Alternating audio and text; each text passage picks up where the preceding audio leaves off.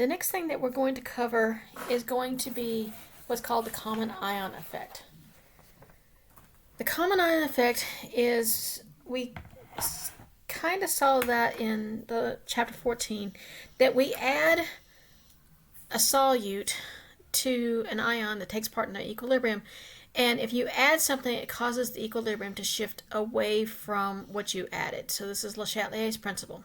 So in this, for the acids and bases, we're going to be adding both the acid and its conjugate base, or the base and we're going to add its conjugate acid. So we're going to do the same type problem. We're going to write a balanced equation, do the ice table, assume the starting materials are unchanged. What this means is we're going to ignore minus x and x for anything that we have an initial concentration of. And we can do it with either acids or bases. So the first example I have is of an acid. It wants to know what is the pH if I've mixed together 0.1 molar hydrofluoric acid and 0.5 molar sodium fluoride together as a solution, and it gives me the Ka here. So it wants to know what is the pH. It's an acid, and I know it's an acid dissociation because it gave me Ka, and A is acid. So HF plus water goes to form F minus plus hydronium ion concentration. This one is normal. We've been doing 0.1. We ignore the water. However, this is different. We've added something. And so this is not sodium fluoride.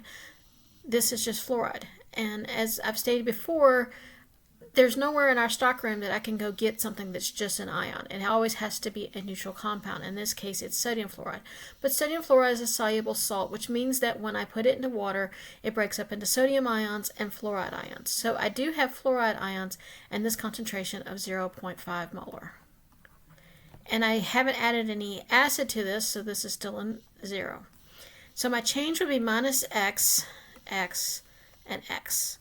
Now, the part of the directions here that said assume the concentrations of the starting material is unchanged in the equilibrium. What that's saying is that I can, if I have an initial concentration, like here and here, I can ignore those x's. So I don't have to make any calculation, but if I have an I for both sides here, I can ignore those two things there. So if I do my Ka expression, my Ka is going to be F minus times H3O plus over HF. So I have 6.8 times 10 to the minus fourth. This time I have an F minus, it's 0.50 times x divided by 0.10. I multiply both sides by the 0.1, so I have 6.8 times 10 to the minus fourth times a 0.1 is equal to 0.50x. This becomes 6.8 times 10 to the minus fifth is 0.50x. I divide both sides by the 0.5, so I have 6.8 times 10 to the minus fifth divided by 0.5 is equal to x. So x is 1.36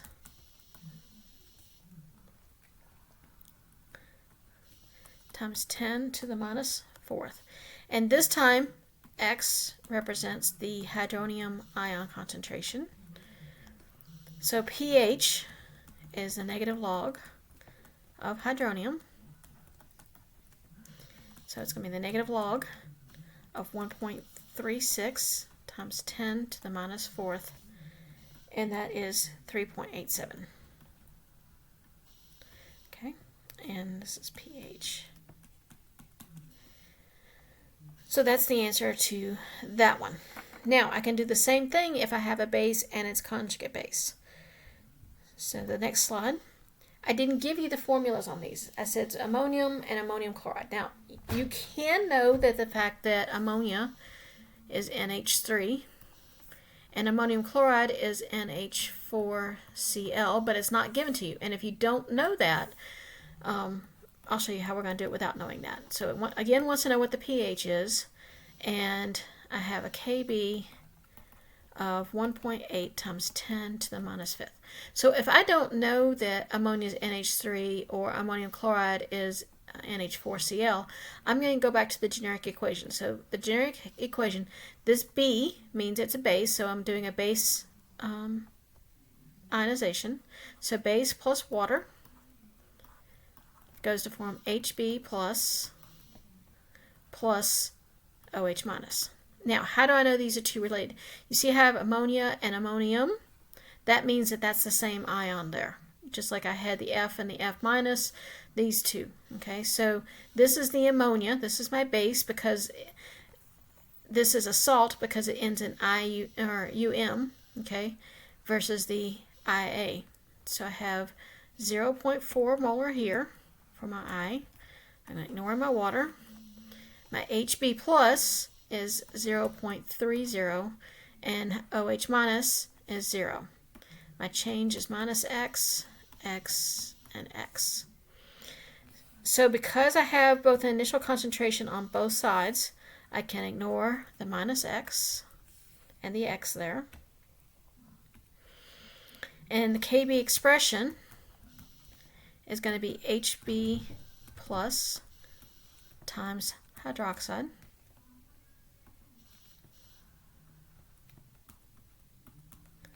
over B. So I have 1.8 times 10 to the minus fifth is 0.30 times X divided by 0.40. And I'm going to solve this very much the same way. I'm going to multiply both sides by 0.4, so 1.8 times 10 to the minus fifth times 0.40 is equal to 0.30x. And when I multiply those two,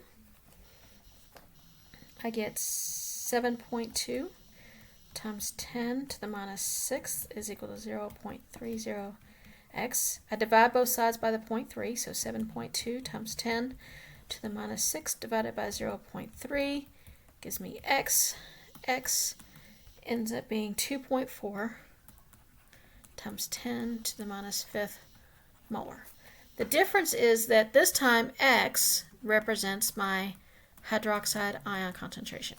I'm still, however, looking for pH.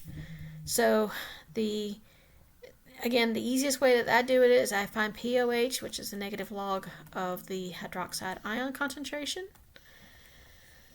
So that's going to be negative log of 2.4 times 10 to the minus fifth. And that gives me 4.62. And then I use pH plus POH is equal to 14. So pH plus 4.62 is equal to 14. pH is equal to 14 minus 4.62. And that gives me 9.38 is my pH. And so that's the answer to this one. Okay? So if I'm given two concentrations, and all likely in a Ka or Kb, then it's going to be a common ion problem just like this, in which I'm going to have one reactant and one product that's given. The Kb tells me it's a base. Sometimes it will only be given to you as a Ka, but this would not match this. It would have matched the ammonium ion. So it could have also given me Ka for ammonium. So it has to tell you what that it's giving you for. So this tells me that this would have been a Ka.